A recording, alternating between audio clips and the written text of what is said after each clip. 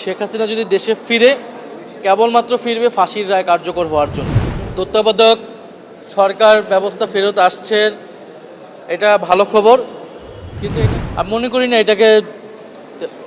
এটা তেমন গুরুত্বপূর্ণ কিছু। এইটা মূলত এটা একটা প্রোপাগান্ডার অংশ।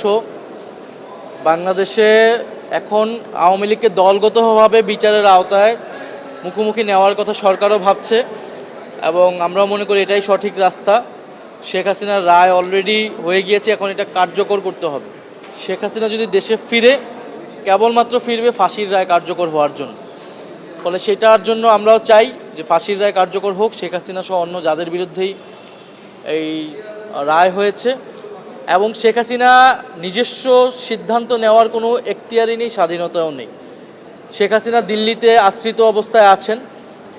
তিনি দেশ থেকে তার নিজের দল, নেতাকর্মী, দেশ সবাইকে ত্যাগ করে কাপুরুষের মতো পালিয়ে গিয়েছেন দিল্লিতে, এবং এটা পরিষ্কার করেছে বাংলাদেশের জনগণের কাছে, আন্তর্জাতিক বিশ্বে, যে আওয়ামী লীগ কোনো রাজনৈতিক দল না, এটা একটা ভারতের দিল্লির একটা নিয়ন্ত্রিত একটা দল।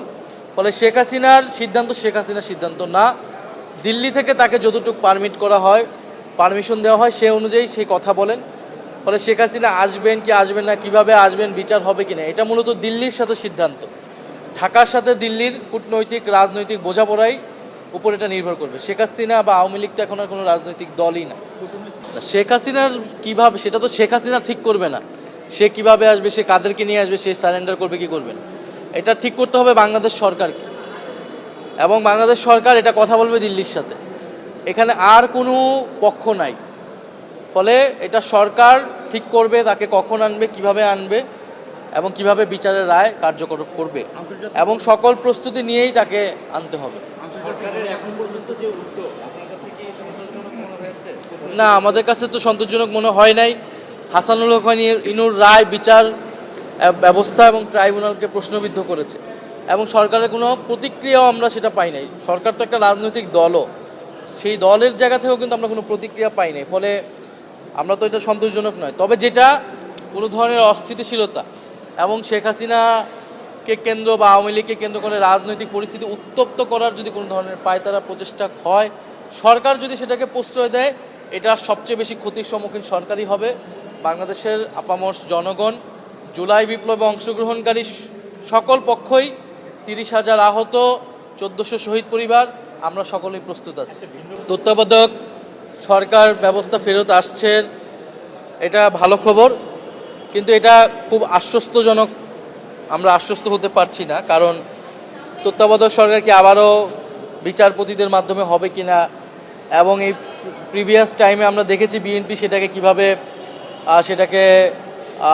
কলুষিত করেছে এই ব্যবস্থাকে নিজেই, এবং 111-এর দিকে গিয়েছে।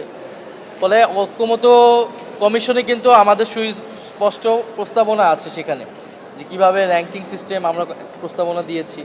তখন কথা হয়েছিল এটা সংসদে আলোচনা হয়ে ঠিক হবে। ফলে এটা এখন ঠিক করতে হবে যে তত্ত্বাবধায়ক সরকার, ইলেকশন কমিশন কিভাবে নিয়োগ হবে, ইলেকশন কমিশনার এবং তত্ত্বাবধায়ক সরকার, এটা সবচেয়ে ইম্পর্টেন্ট। কারণ এই দুইটা নিশ্চিত না হলে আগামী নির্বাচন সুষ্ঠু হবে এটা আমরা বলতে পারবো না।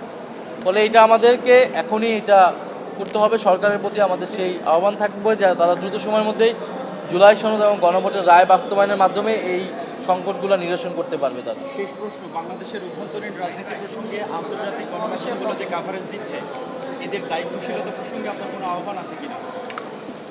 আন্তর্জাতিক শুধু না, দেশীয় মিডিয়া, মানে মিডিয়ার মাধ্যমে একটা আওয়ামী লীগকে স্বাভাবিকীকরণের প্রক্রিয়া চলমান আছে।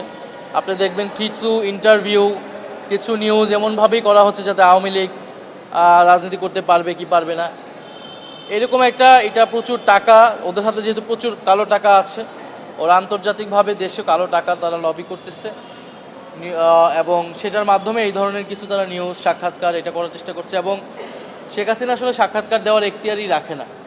এটা আমাদের ভারতীয় দূতাবাসকে, দিল্লিকে এটা কঠোরভাবে বাংলাদেশ সরকারের বার্তা দেওয়া উচিত।